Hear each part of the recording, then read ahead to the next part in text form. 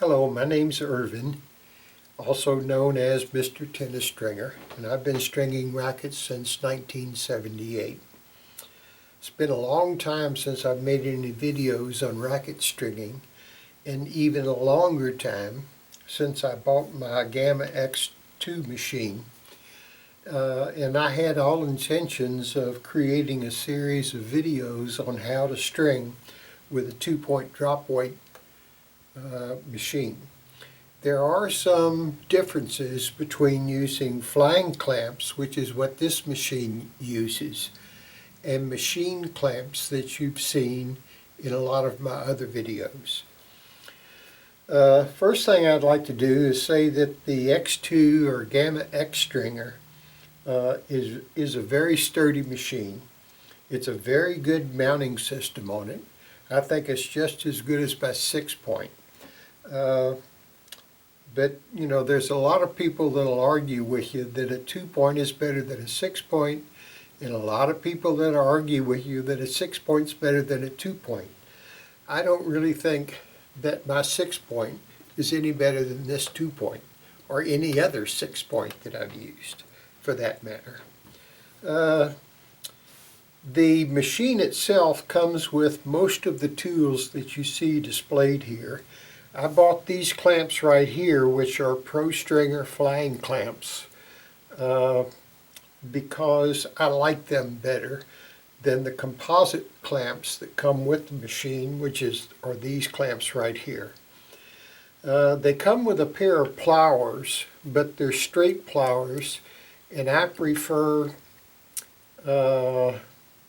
bent nose pliers, and I picked these up at Harbor Freight for I think about $2.99.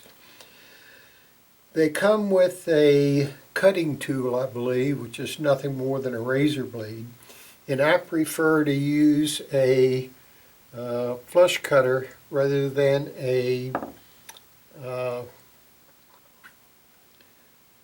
razor blade. It comes with the tools that you'll need to assemble the machine and everything else that you need to string it. You'll have a starting clamp, you'll have an awl, you'll have a pathfinder awl, and I'll try to go through all the rest of the stuff in future videos. It also comes with a owner's manual, and in the owner's manual it's got a complete list right here of how you assemble the machine. Let me just tell you real quick how you do that. First thing you do is you install the turntable. This just pulls out and you put it down in there and you're done with that. Then you have to put on the mounting brackets. And when you do this, make sure that they're angled outward, so that it'll support a longer frame or a bigger head size. Then you'll have to install the drop weight on the arm and install the bracket that holds the drop weight on the machine, and that just takes 4 screws that go in right here. Then you're pretty much all set and ready to go. Some of the things that it comes with, let me just talk about where you can get this machine. This machine right here is available from Gamma Sports directly. You can also download a digital copy of the owner's manual on Gamma Sports, and you can buy it at a multitude of different locations on the internet.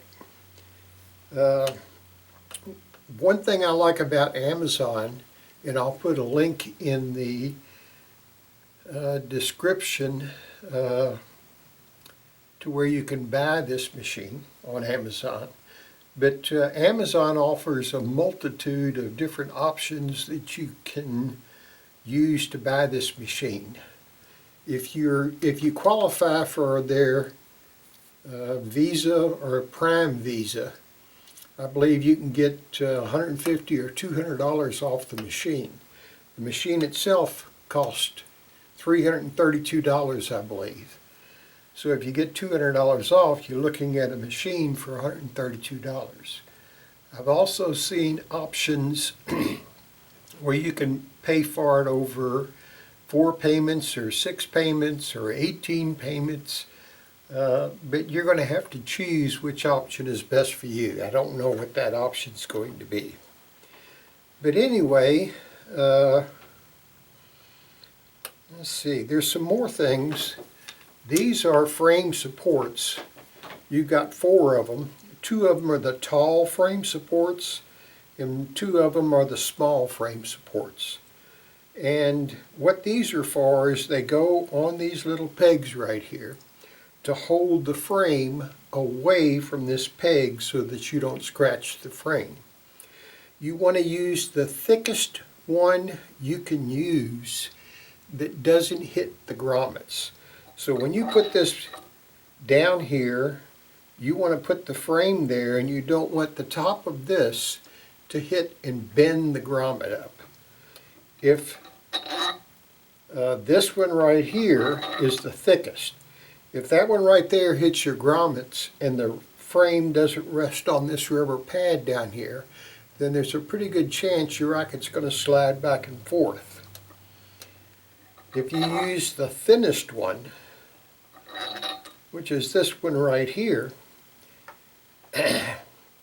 then what's going to happen is you're not going to be giving the frame as much of a frame support to rest on when you're actually pulling tension from this end of the machine.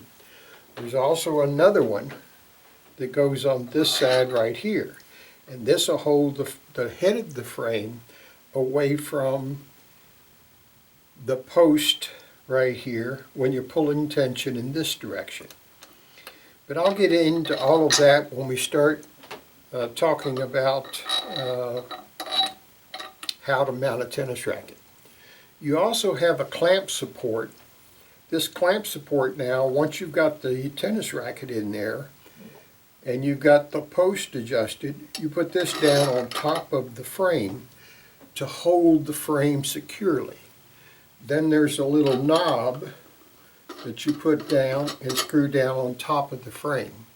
You don't have to crank this down very hard. It's not going to come undone when you're stringing the racket, so don't tighten it any more than just finger tight.